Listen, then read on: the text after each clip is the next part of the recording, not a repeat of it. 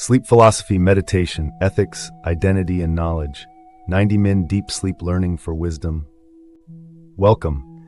Find a comfortable position now, whether you're lying in bed or resting peacefully in your favorite chair. Just allow your body to settle completely. There's nowhere you need to be, nothing you need to do, nothing to figure out. Let's begin with a few gentle breaths together. Breathe in slowly through your nose. 2, 3, 4. Hold softly for a moment and breathe out slowly. 2, 3, 4, 5, 6, 7, 8. Feeling the gentle release. Again, breathing in, filling your lungs with calm, peaceful air, and breathing out, letting go of any tension, any thoughts from your day, any worries about tomorrow. Feel your shoulders softening now, your jaw releasing its grip, your forehead smoothing out completely, your hands becoming heavy and warm. Each breath invites deeper relaxation, deeper peace. Tonight, as you rest peacefully, your mind is gently reinforcing what you already know about philosophy, about ethics, identity, and knowledge. There's no effort required tonight, no concentration needed. Simply allow your brain to naturally organize and consolidate this information. Your mind is designed for this. It happens effortlessly. You are perfectly safe, perfectly comfortable, and ready for peaceful, effortless learning. Introduction. You've already encountered ideas about philosophy. Perhaps you've wondered about right and wrong. Perhaps you've questioned who you really are. Perhaps you've thought about how we know what we know. Tonight, those scattered pieces are settling into a clearer, deeper understanding. Philosophy matters to your life because it helps you understand yourself more deeply. It guides you in making choices that align with your values. It reveals the invisible frameworks that shape your thinking. And as you rest tonight, this understanding is becoming more natural, more accessible to you. The word philosophy means love of wisdom. And wisdom is not something distant or abstract. Wisdom lives in the everyday moments of your life. When you decide how to treat someone, when you reflect on your own identity, when you seek to understand truth, philosophy is already present in your experience. You are learning, not through effort, but through the gentle process of rest and consolidation. Your mind is designed for this. Research shows that sleep strengthens the memories you've already formed during waking hours. Tonight, your brain is organizing these philosophical insights naturally. The information is integrating as you rest peacefully. There's no pressure to remember everything, no test to pass. Simply rest and allow these ideas about ethics, identity, and knowledge to weave themselves softly into your understanding, like gentle threads creating a beautiful tapestry. Your mind is absorbing this wisdom naturally. Philosophy gives us metaphors for living, ways of understanding our lives that bring clarity and meaning. Tonight, you are gently reinforcing these metaphors, these frameworks, these ways of seeing yourself and your world. Breathe softly now, and prepare to drift peacefully through the landscape of philosophical wisdom. The foundations of ethics, understanding what ethics means. Ethics is the study of how we should live, of what makes actions right or wrong, of how we can be good people in this complex world. And you already know more about ethics than you might realize.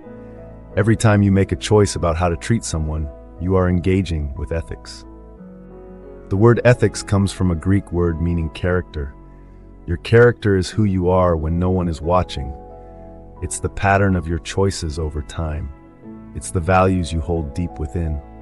And ethics helps you develop that character consciously and thoughtfully. Think of ethics as a compass. A compass doesn't tell you where to go, but it shows you the directions available. Similarly, ethics doesn't give you simple answers, but it provides frameworks for thinking clearly about right and wrong, about good and bad, about how to live well. You are absorbing this understanding naturally. There's no need to concentrate. Simply rest as these ideas settle into your awareness. 3 great traditions of ethical thinking. Philosophy offers 3 beautiful traditions for thinking about ethics. 3 metaphors for understanding the good life. And each tradition emphasizes something different. Each offers its own wisdom. The first tradition is called virtue ethics. Virtue ethics asks not what should I do, but who should I be. It focuses on developing excellent character traits. Traits like courage, wisdom, justice, and compassion. Virtue ethics says that if you cultivate a good character, right actions will flow naturally from who you are. Imagine a tree with strong, deep roots. The roots are your virtues, your character traits, and the fruits that grow on the tree are your actions. Virtue ethics teaches that you should focus on strengthening the roots, on becoming a person of good character, and the good actions will come naturally, like fruit from a healthy tree. The second tradition is called consequentialism. Consequentialism focuses on outcomes and results. It asks, what consequences will this action produce? Will it create more happiness or less? Will it reduce suffering or increase it? Consequentialism teaches that the right action is the one that brings about the best overall consequences. Think of consequentialism like tending a garden. You make choices based on what will help the garden flourish.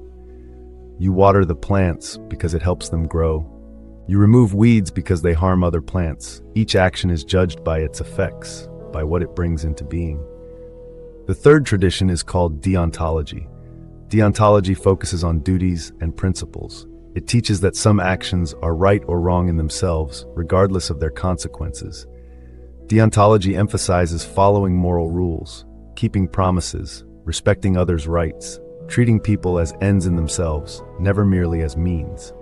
Deontology is like having a personal code of honor, a set of principles you will not violate, promises you will keep no matter what, boundaries you will not cross.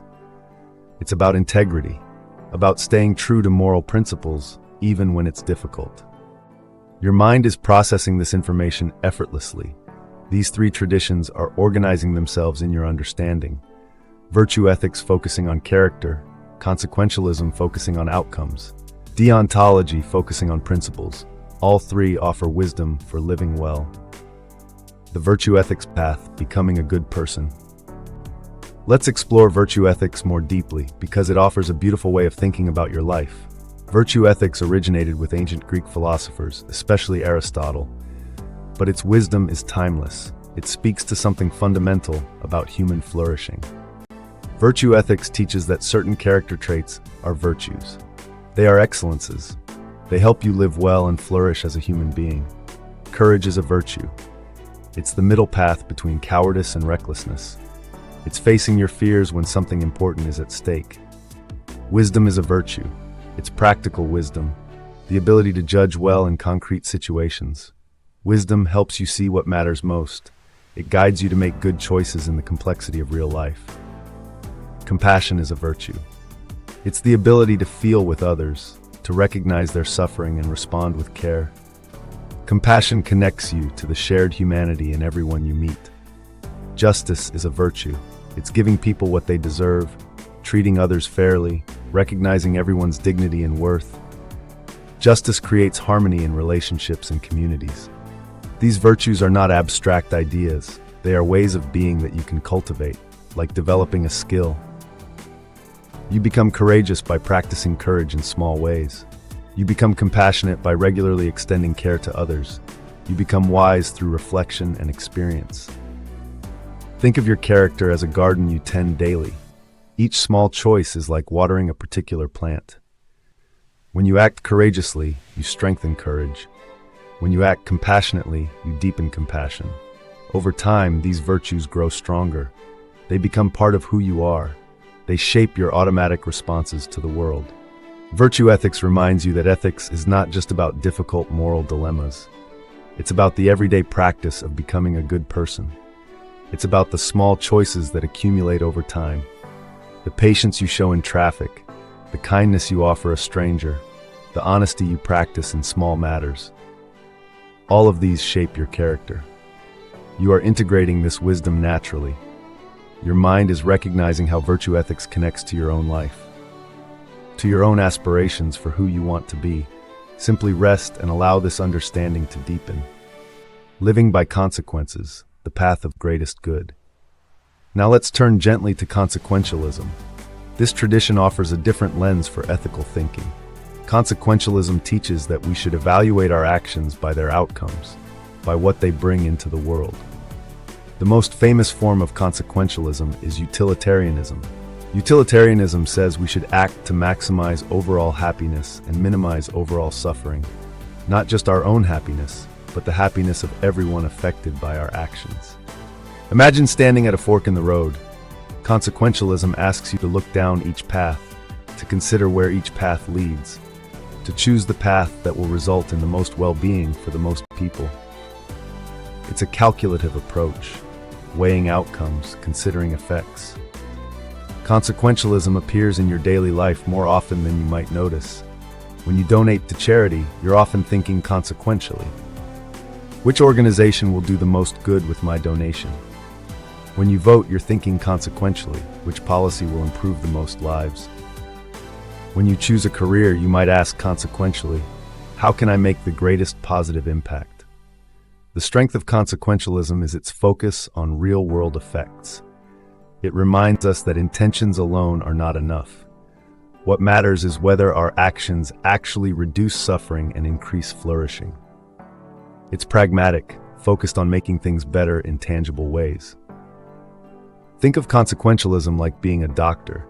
A good doctor focuses on healing outcomes, on reducing pain, on restoring health. The doctor chooses treatments based on what will most effectively help the patient recover.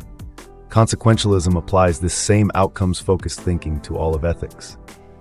Of course, consequentialism has challenges too. It can be difficult to predict all the consequences of our actions. Effects ripple outward in complex ways, and it can be hard to measure happiness and suffering precisely. But despite these challenges, consequentialism offers valuable wisdom. It keeps us focused on making things better, on reducing real suffering in the world. Your understanding of consequentialism is deepening naturally. You are seeing how it offers a different framework than virtue ethics. Where virtue ethics asks, who should I be? Consequentialism asks, what outcomes should I create? Both offer wisdom. Both illuminate different aspects of the ethical life.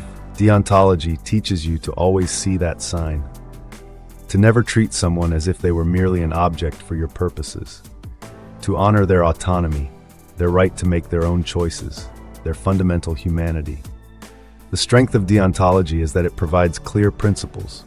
It gives you moral boundaries that should not be crossed. It protects important values like honesty, promise-keeping, and respect for persons. It reminds you that the ends don't always justify the means, that how you act matters, not just what results you achieve. You are absorbing these three ethical traditions naturally: virtue ethics with its focus on character, consequentialism with its focus on outcomes, deontology with its focus on principles. Each tradition offers wisdom. Each illuminates a different dimension of the ethical life. Together, they provide a rich framework for thinking about how to live well. There's no need to choose just one. In your own life, you can draw on all three. Sometimes you might focus on developing virtues, sometimes on creating good outcomes, sometimes on following important principles. Wisdom lies in knowing when each perspective is most helpful. Rest now, breathe softly, and feel these ethical frameworks settling into your understanding, organizing themselves naturally in your mind. The mystery of personal identity, the question of who you are. Now let's turn gently to another profound philosophical question. The question of personal identity, the question of who you are, of what makes you the same person over time. This question might seem strange at first. Of course, you're the same person you were yesterday, the same person you were 10 years ago. But when you look more closely, the question becomes fascinating, because almost everything about you changes over time. Your body changes, your beliefs change, your memories change. So what makes you still you? Think about a river. You can stand by the same river on different days, but the water flowing past is always different. New water, always moving, yet we still call it the same river. Personal identity is similar.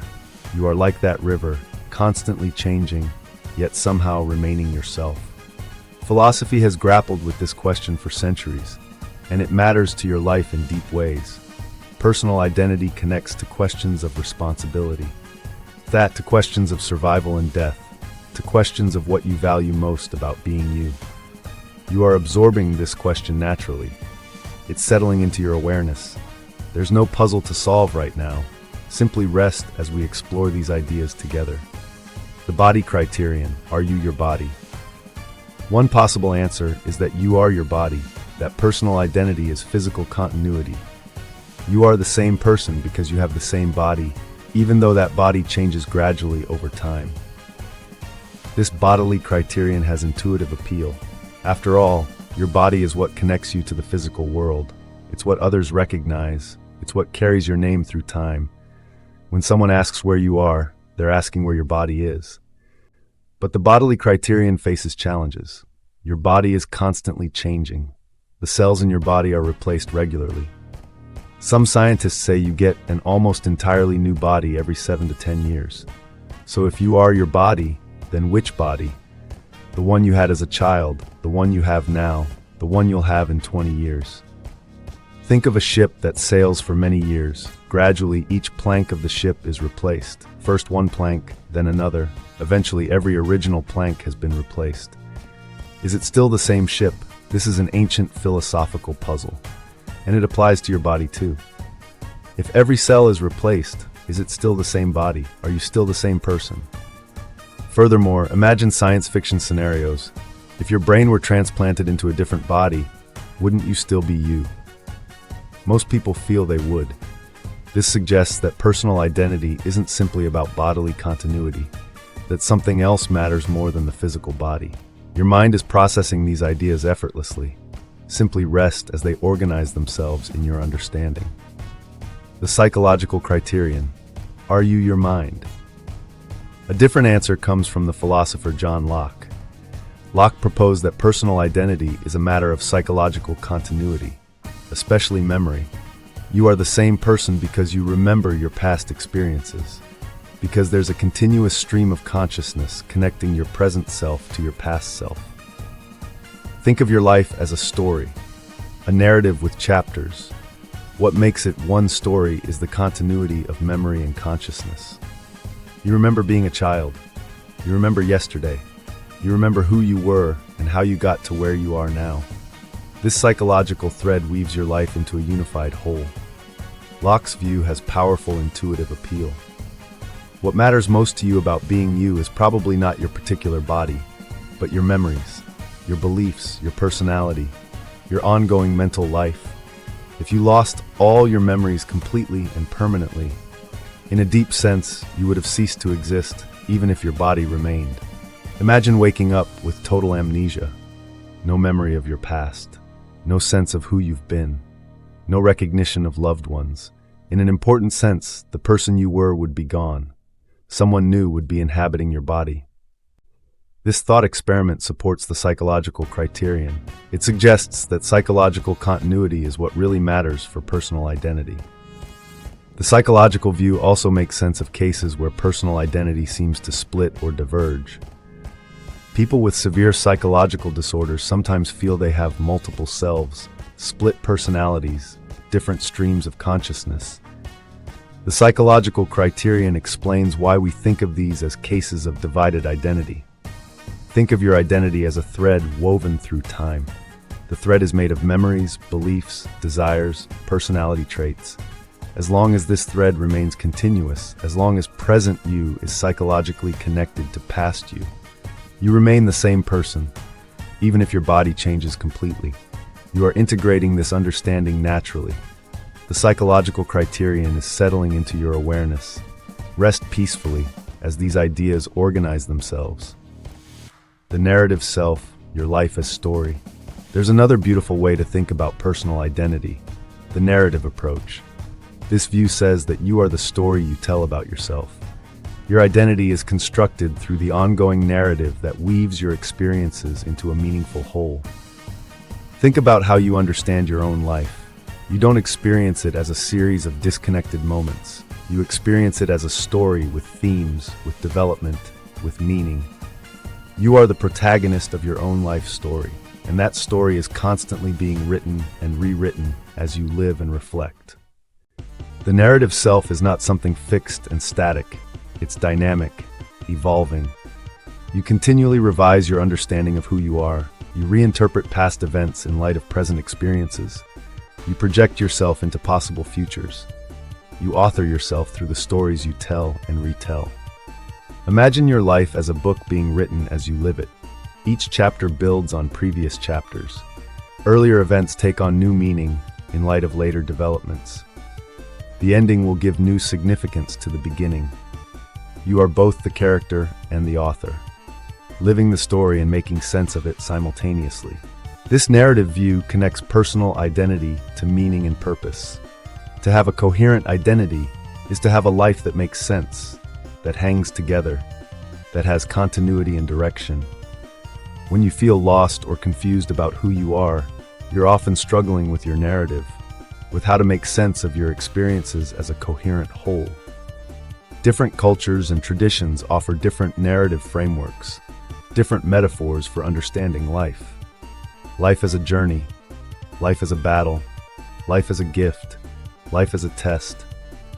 These metaphors shape how you understand your own identity, how you interpret your experiences, what you consider important about being you.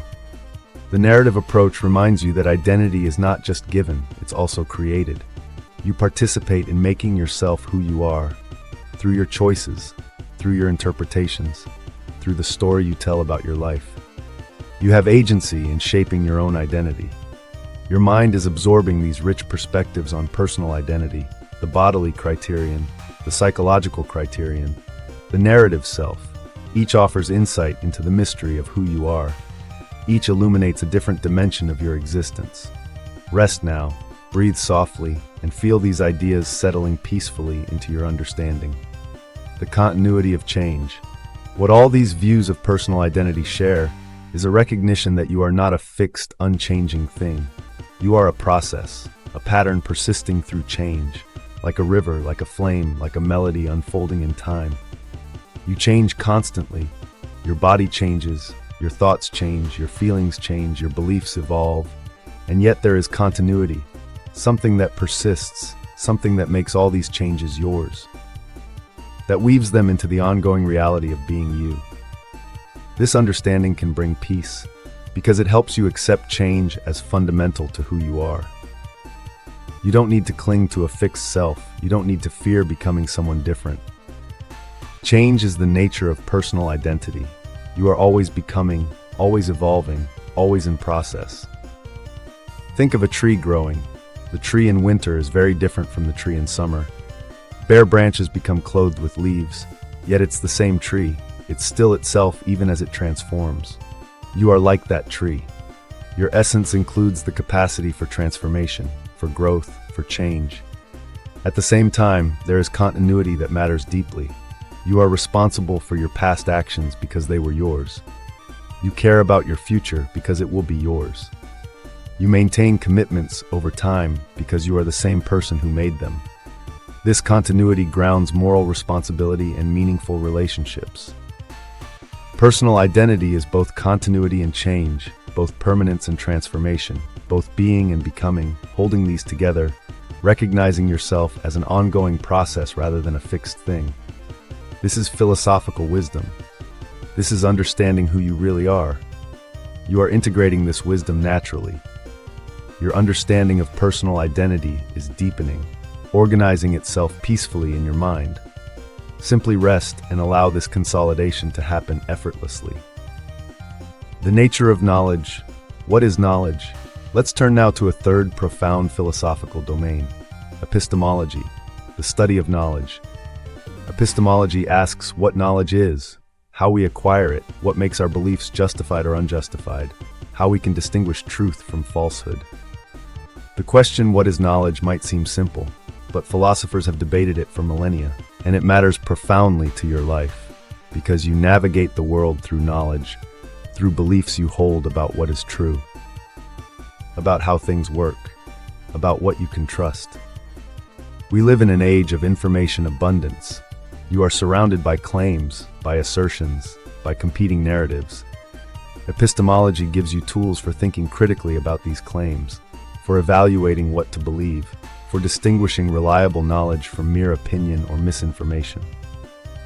The traditional definition of knowledge, going back to ancient Greek philosophy, says that knowledge is justified true belief.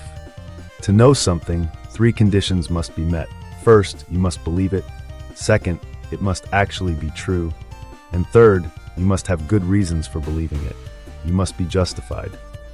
Think of knowledge as a three-legged stool: belief, truth, and justification. All three legs are necessary. If any leg is missing, the stool falls over. If you don't believe something, you can't know it. If something is false, you can't know it even if you believe it. And if you believe something true, but only by lucky guess, that's not really knowledge either. You need justified belief in what is true. Your mind is absorbing this framework naturally. There's no need to memorize. Simply rest as these ideas organize themselves in your understanding. Sources of knowledge: how we know. Epistemology also explores the sources of knowledge, the ways we come to know things, and there are several important sources that you use every day. Perception is a primary source. You know things through your senses, through seeing, hearing, touching, tasting, smelling. Right now you might know you're lying down because you feel the bed beneath you. You know it's dark because your eyes are closed. Perception connects you directly to the world around you. Reason is another source. You know things through logical inference, through thinking things through. If you know that all humans are mortal, and you know that Socrates is human, you can reason your way to knowing that Socrates is mortal. Reason extends your knowledge beyond what you directly perceive. Memory is a crucial source. Much of what you know because you remember it. You know your own past through memory. You know where you live, who your friends are, what happened yesterday. Memory preserves and makes available knowledge you've acquired over time. Testimony is another vital source. Much of what you know because others told you. You know historical facts through testimony. You know scientific facts through testimony. You trust teachers, experts, friends, books, and reliable sources. Testimony allows you to access knowledge far beyond your direct experience. Think of knowledge as a vast network. Some nodes in the network come from your direct perception, some from your reasoning, some from your memories, some from trusted testimony. All these sources work together, building an interconnected web of understanding about the world. Of course, each source can be unreliable sometimes. Perception can deceive, reasoning can go astray, memory can distort, testimony can mislead. Part of epistemological wisdom is knowing when to trust each source and when to be cautious, when to believe and when to suspend judgment. You are integrating this understanding effortlessly. The sources of knowledge are organizing themselves in your mind. Simply rest and allow this natural process to unfold. The challenge of skepticism. Epistemology also grapples with skepticism. Skepticism is the view that knowledge is impossible or very difficult to attain. Skeptics question whether we can really know anything at all with certainty. Ancient skeptics pointed out that our senses sometimes deceive us. We see optical illusions. We misperceive things in dim light. We dream vividly and believe the dream while we're dreaming. If our senses can deceive us sometimes, how can we be absolutely certain they're not deceiving us now? The French philosopher René Descartes famously explored radical skepticism. He imagined an evil demon who might be systematically deceiving him about everything, making him believe there's an external world when there isn't, feeding him false experiences. Descartes asked how he could rule out this possibility, how he could be absolutely certain of anything at all. Skepticism is unsettling, but it serves an important purpose. It challenges you to think carefully about what you claim to know, to examine your beliefs, to ask for good reasons, to distinguish what you truly know from what you merely assume or hope is true.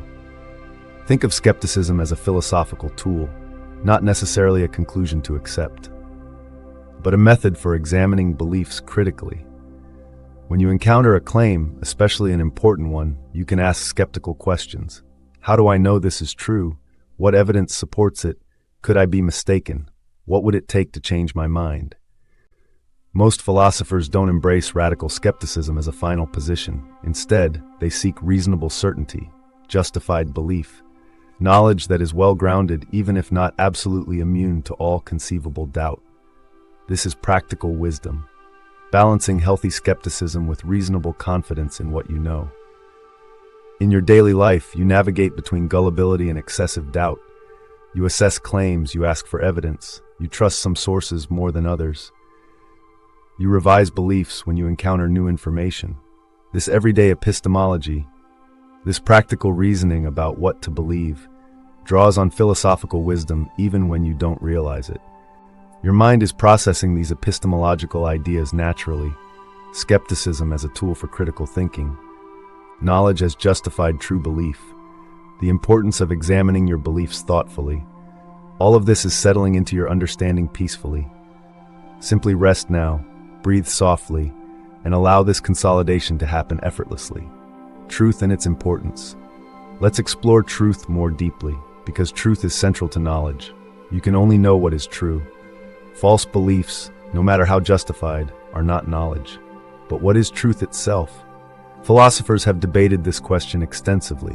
One common view is the correspondence theory. Truth is correspondence to reality. A belief is true if it matches the way things actually are. If you believe it's raining and it really is raining, your belief corresponds to reality. It's true. Think of truth as a mirror reflecting reality. Your beliefs are true when they accurately reflect what is, when there's a match between your mind and the world, when your internal map corresponds to the external territory. Truth matters profoundly, because you need true beliefs to navigate the world successfully.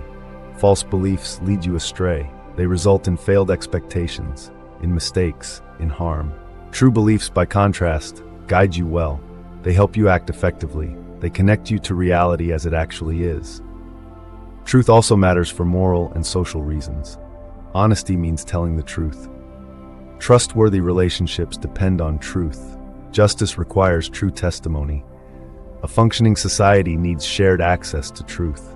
When truth is undermined, when falsehood spreads, communities suffer. Trust erodes, cooperation breaks down. In your own life, you seek truth constantly. You want to know what's really going on. You value honesty from others. You try to see through deceptions and self-deceptions. You revise beliefs when you realize they were false. This love of truth, this orientation toward reality as it is, this is epistemological virtue. Philosophy reminds you that truth is objective, independent of what you wish were true, independent of what's comfortable to believe. Truth is what it is.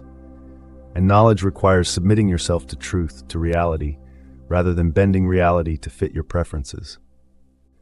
At the same time, epistemic humility is wise, recognizing that you might be wrong, that your understanding is limited.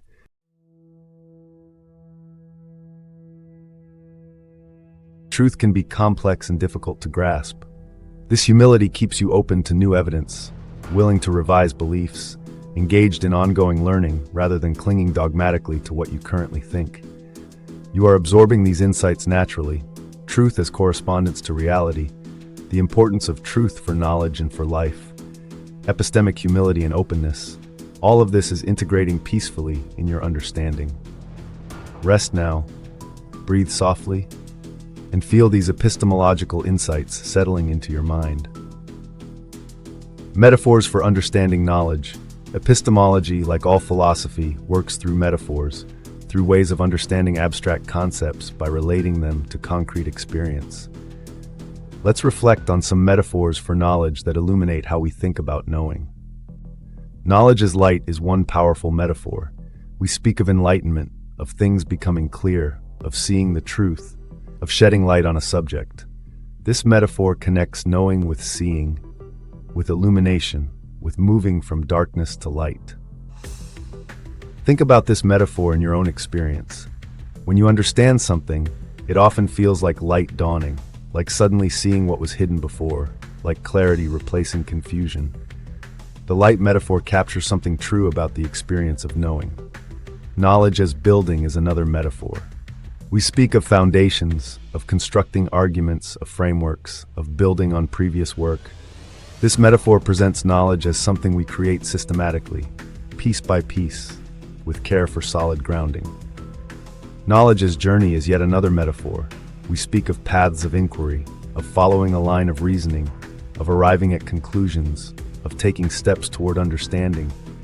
This metaphor emphasizes knowledge as a process, as movement, as exploration, rather than static possession. Think of your own learning, your own pursuit of understanding. Which metaphor resonates with you? Do you experience knowing as seeing, as building, as journeying? or perhaps as something else entirely. These metaphors shape how you think about knowledge, how you pursue it, how you value it. Philosophy itself becomes a mirror here, reflecting back to you the invisible frameworks that shape your thinking, making you aware of the metaphors you live by. This awareness is itself a kind of wisdom, a kind of knowing about knowing. Your mind is integrating all these epistemological insights naturally: the nature of knowledge, the sources of knowledge, the challenge of skepticism, the importance of truth, the metaphors that shape understanding. All of this is organizing itself peacefully in your awareness. Simply rest, breathe softly, and allow this consolidation to unfold effortlessly, weaving it all together. Philosophy as a way of life. You've been peacefully absorbing insights from three great domains of philosophy: ethics, which explores how to live well; personal identity, which explores who you are; and epistemology, which explores how you know. Now let's gently see how these domains weave together, how they illuminate each other, how they form a unified philosophical understanding of human existence. Philosophy is not merely abstract theory, it's a way of life, a practice of wisdom. When you reflect on ethics, you're considering how to live. Philosophy is not merely abstract theory, it's a way of life, a practice of wisdom. When you reflect on ethics, you're considering how to live. When you reflect on identity, you're understanding yourself. When you reflect on knowledge, you're thinking about how to engage with reality. All of this is practical.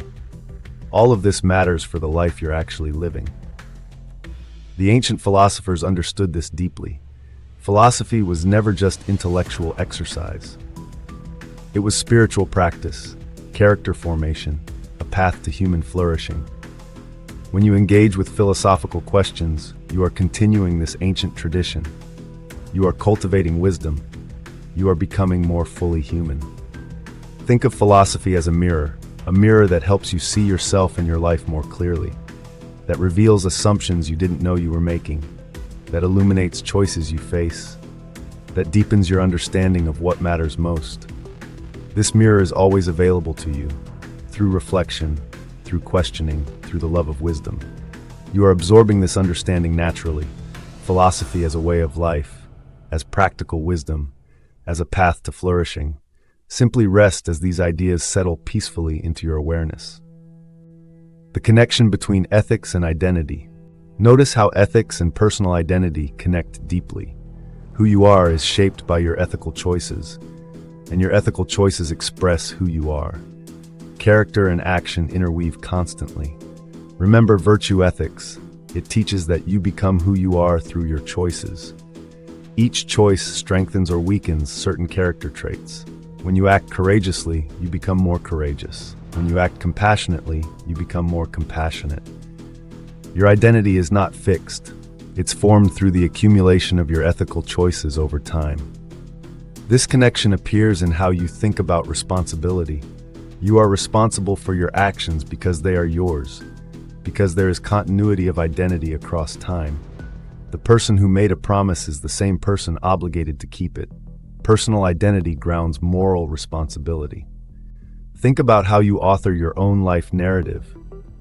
The story you tell about who you are is fundamentally shaped by your ethical choices, the values you've upheld, the principles you've followed, the virtues you've cultivated or failed to cultivate. Your identity and your ethics are woven together inextricably. This connection also appears in how you think about personal growth. When you try to become a better person, you're working on both identity and ethics simultaneously. You're reshaping who you are, you're strengthening good character traits and weakening harmful ones. You're authoring a new chapter in your life story, one more aligned with your values. Your mind is integrating this understanding naturally, seeing how ethics and identity interweave, how who you are and how you should live connect fundamentally.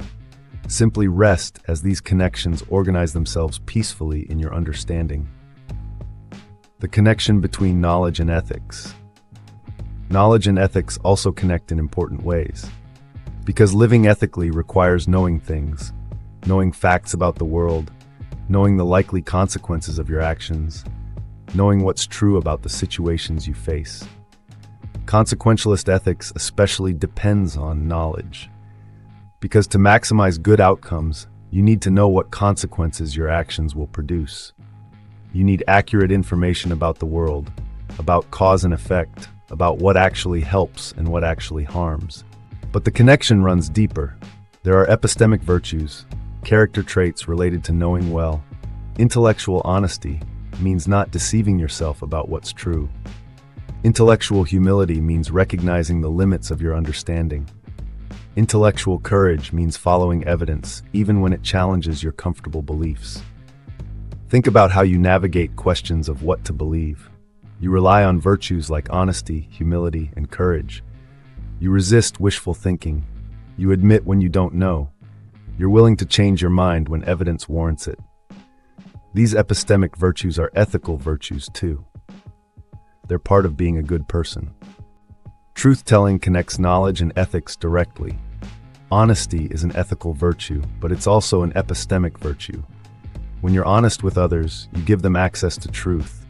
You help them know what's really the case. You contribute to the epistemic health of your community. In your daily life, you face situations where knowledge and ethics intersect. When deciding how to vote, you need both to know what's true about the candidates and policies and to think ethically about what matters.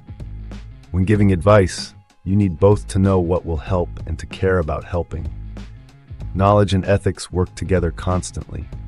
You are absorbing these connections naturally, seeing how knowledge and ethics interweave, how epistemic virtues and moral virtues overlap, how living well requires both knowing truly and acting rightly. Simply rest as this understanding deepens peacefully. The connection between knowledge and identity. Knowledge and personal identity also connect in fascinating ways, because much of who you are consists of what you know, your beliefs, your memories, your understanding. Your knowledge shapes your identity profoundly. Remember the psychological criterion of personal identity. You are the same person over time because of psychological continuity, especially memory. But memory is a form of knowledge of your own past. So personal identity depends fundamentally on knowledge, on knowing who you've been, on remembering your experiences. Your sense of self is built from your beliefs about yourself, about your history, about your capabilities, about your values. These beliefs constitute much of what makes you you. When your beliefs change significantly, your identity changes too. When you learn new things, you become, in a sense, a new person, enlarged, transformed by understanding. Think about amnesia again. Losing your memories means losing yourself, because so much of who you are is constituted by what you know, by your autobiographical knowledge, by your understanding of your own life story. Knowledge and identity are woven together inextricably. The narrative self also depends on knowledge. To tell the story of your life, you need to know your past. To understand who you are, you need to interpret your experiences. To project yourself into the future, you need to understand your possibilities. Self-knowledge is central to identity. Knowing yourself is being yourself in the fullest sense. Philosophy has always emphasized self-knowledge as central to wisdom. The ancient Greek maxim, "Know thyself," was inscribed at the temple of Apollo. Self-knowledge means understanding your beliefs, desires, values, strengths, weaknesses, patterns. This understanding shapes who you become, how you grow, how you live. Your mind is integrating these connections naturally, seeing how knowledge and identity interweave, how what you know shapes who you are, how self-knowledge is central to wisdom. Simply rest as this understanding organizes itself peacefully in your awareness. Living philosophically, practical wisdom. As these three domains weave together, ethics, identity, and knowledge, they form a comprehensive vision of human flourishing, of living wisely, of being fully human. Living philosophically means examining your life thoughtfully, asking deep questions, reflecting on your values and beliefs, thinking carefully about how to live. This examined life, as Socrates taught, is worth living. It's richer, deeper, more meaningful than an unexamined existence. Living philosophically means cultivating wisdom. Wisdom is not just having information, it's understanding how to live well, how to make good judgments in concrete situations, how to balance competing values, how to see what really matters. Wisdom integrates knowledge, ethics, and self-understanding.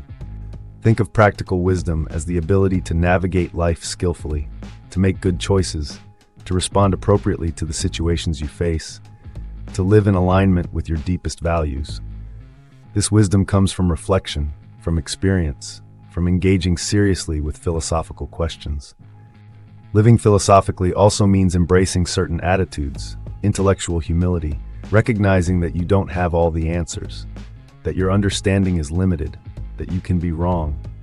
This humility keeps you open to learning, to growth, to new understanding.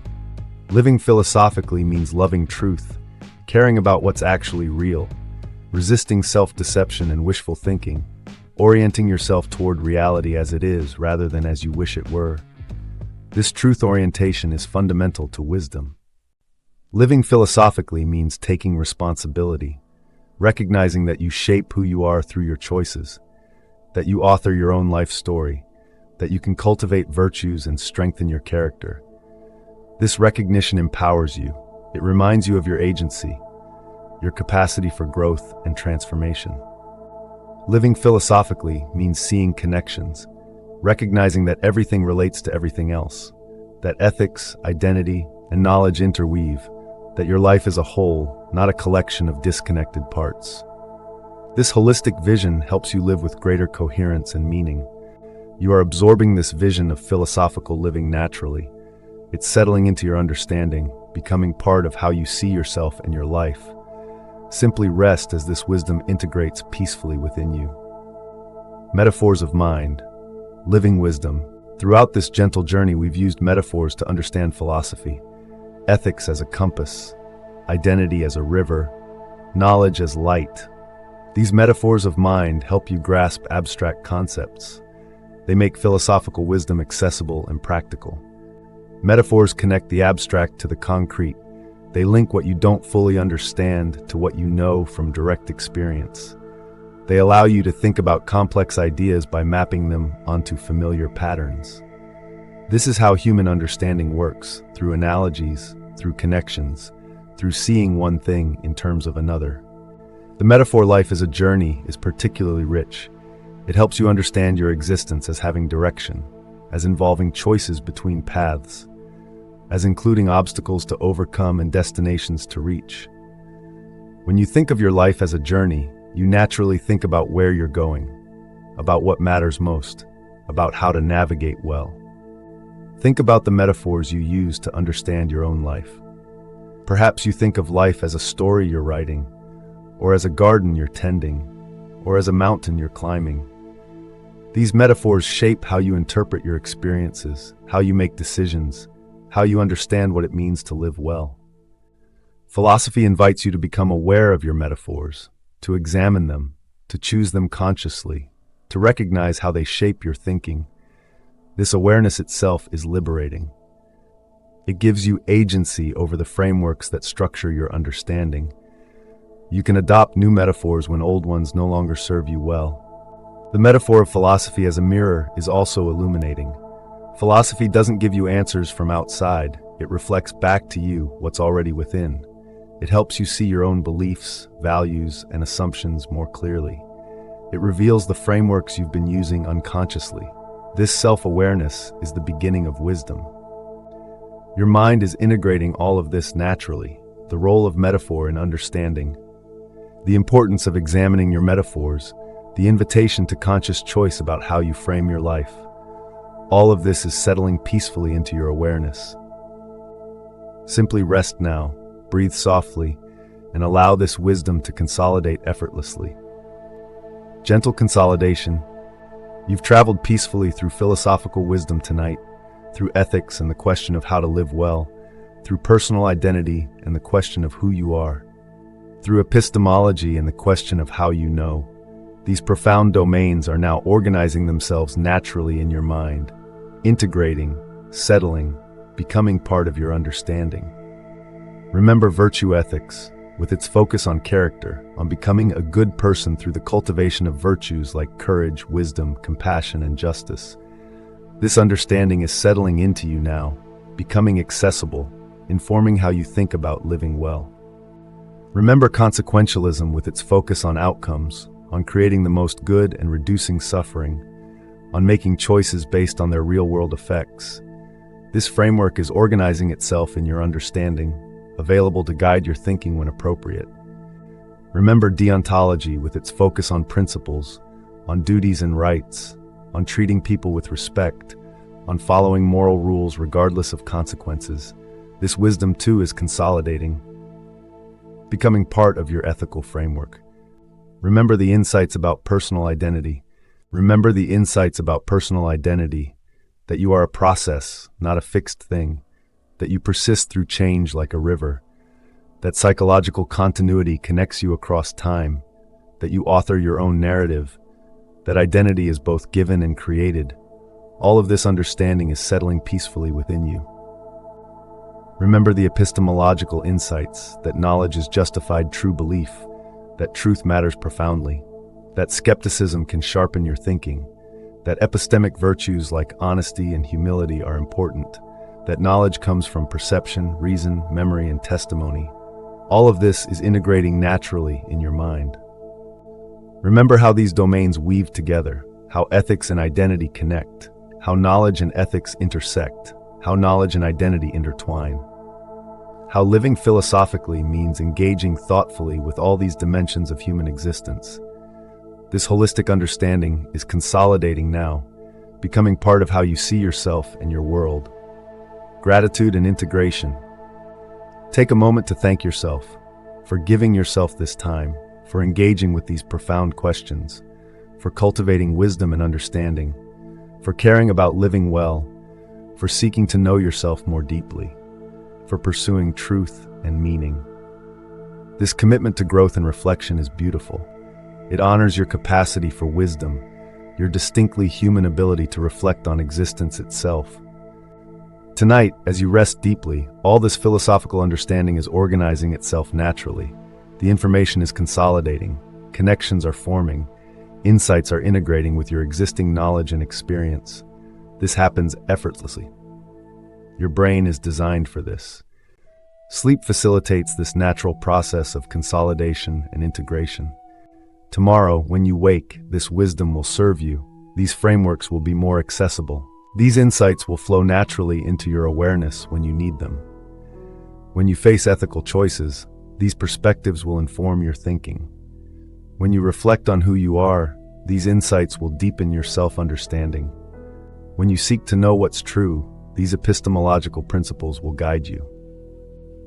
Philosophy is not something distant or abstract. It's woven into the fabric of your life, into every choice you make, into every reflection on who you are, into every pursuit of truth and meaning. You are already living philosophically, and now this understanding is becoming more conscious, more intentional, more fully integrated into your being, drifting into deep rest. Now let yourself drift into the deepest, most restful sleep. Let everything go completely.